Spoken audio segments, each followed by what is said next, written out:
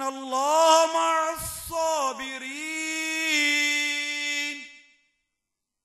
बेशक अल्लाह साबिरों के साथ है। तो आयत नंबर 155 में वाज़ेह तौर पर इरशाद फरमा दिया आजमाइश होगी और जरूर हम तुम्हें आजमाएंगे, कुछ डर और भूख से, कुछ मालों और जानों और फलों की कमी से, और खुशखबरी सुना इन सबर वालों को।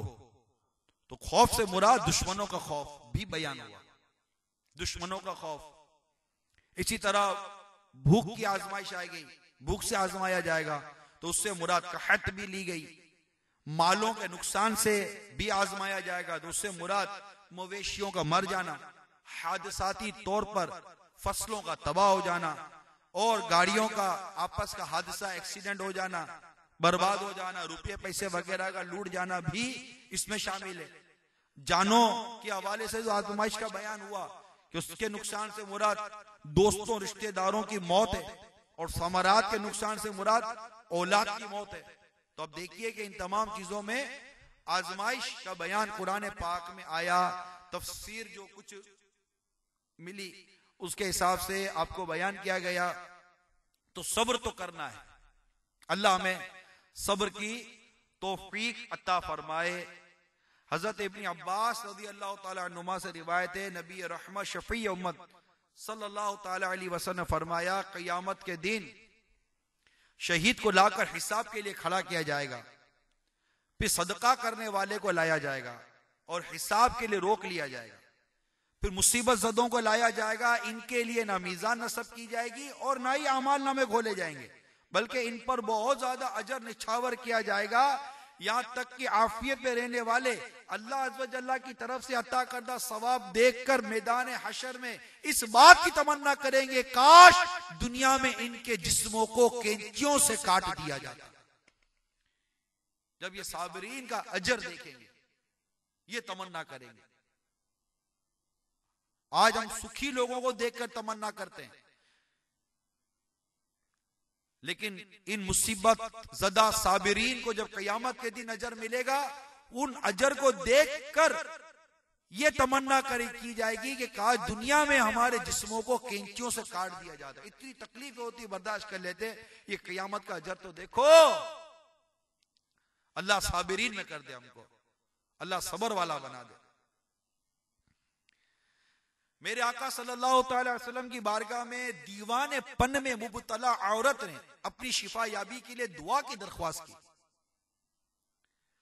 तो मेरे आका सल्लल्लाहु अलैहि वसल्लम ने इरशाद फरमाया, अगर तू चाहे कि मैं अल्लाह अज़्ज़ व जल्ला से दुआ करूं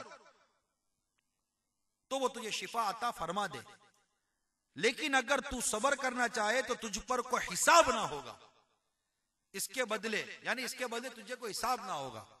तो उस औरत ने अर्ज की, मैं सब्र करूंगी ताकि मुझ पर कोई हिसाब ना हो। सुभान अल्लाह, कितनी प्यारी और मदनी सोच थी। अल्लाह ताला हमें भी मदनी सोच वाला बना।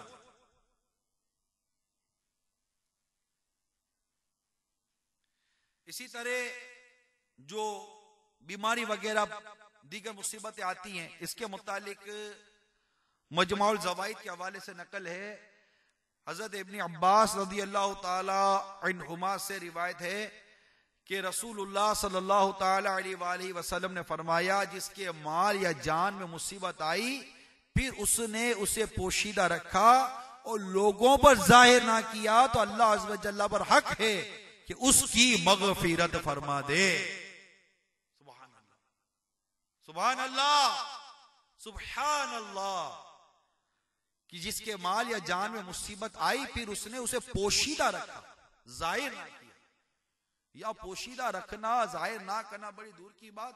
सुबह उठे ही थे कि आदमी ने बोलना शुरू कर दिया, रात नींद सही नहीं आई, सर बहुत भारी है, आज बहुत भारी सर है भाई, मजा नहीं आ रहा, कमर में भी दर्द हो रहा है, कमजोरी बहुत लग गई है। बीवी इसी तरह शोहर के पास बैठकर अपनी बीमारियों का रोज रोना रोएगी, शोहर बीवी के पास बैठकर रोज रोना रोएगा। आप कह सकते हैं, हो सकता है कि ये कोई कहे कि अब एक दूसरे को भी ना बोले तो किसको बोले? बोले नहीं। रिवायत आपके सामने बयान हुई है, जिसके माल या जान में मुसीबत आई फिर उसने उसे पोशीदा रखा और लोगों पर जाहिर ना किया, तो अल्लाह अज़्ज़ व जल्ला पर हक है कि उसकी मग़फ़िरत फरमा दे। हमारे हाथ में बिला वजह बयान करना कि कोई डॉक्टर के पास जाना नहीं है, कोई इलाज मान लीजिए की बात है नहीं, बस एक हमदर्दी लेनी होती है। हमारे शेख तरीक़त अमीर सुन्नत ने इस पर बड़ा गौर किया और इन्होंने बड़ी इस मामले में हमारी रहनुमाई की है कि उमूमन आदमी अपनी परेशानियां, बीमारियां, तकलीफें क्यों बयान करता है?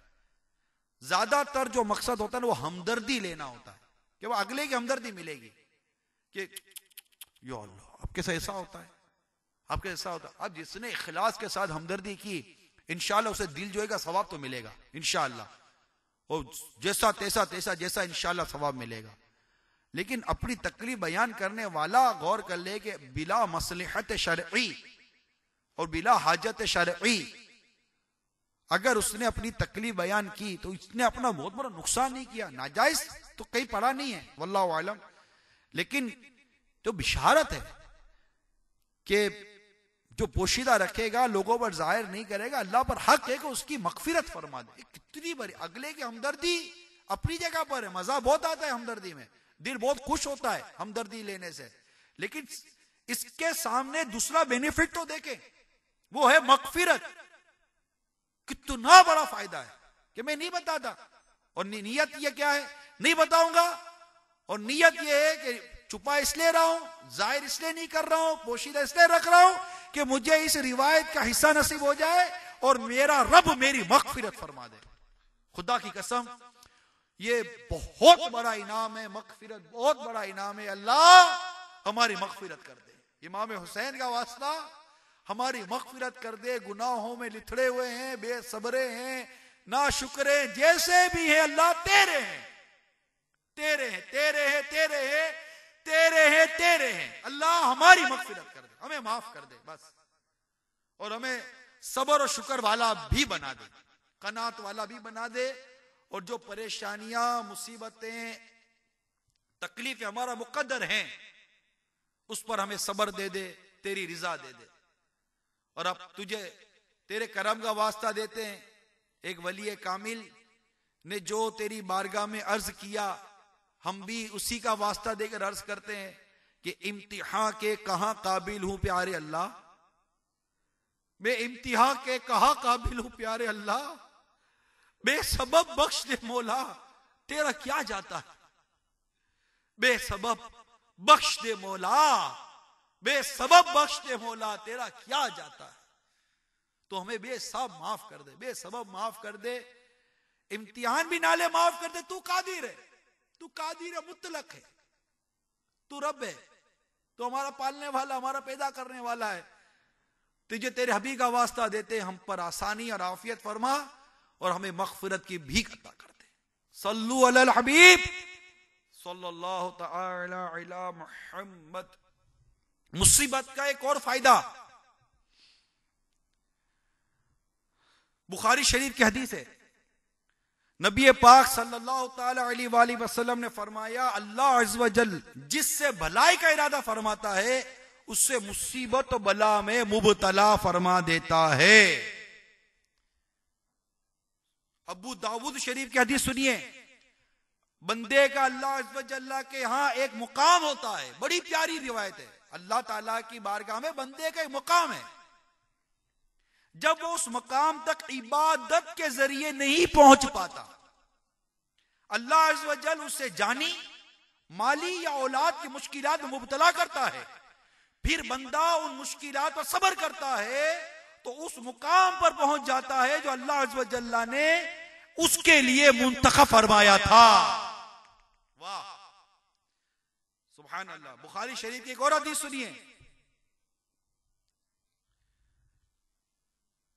लोगों में सबसे शदीद तरीन मुसीबतों का सामना अंबिया किराम को करना पड़ता, फिर उलमाए किराम को, फिर इन जैसे को, फिर उन जैसे को, यानी जो जितना अल्लाह के करीब है उसको इतना ज्यादा मुसीबतों में मुब्तला किया जाता है।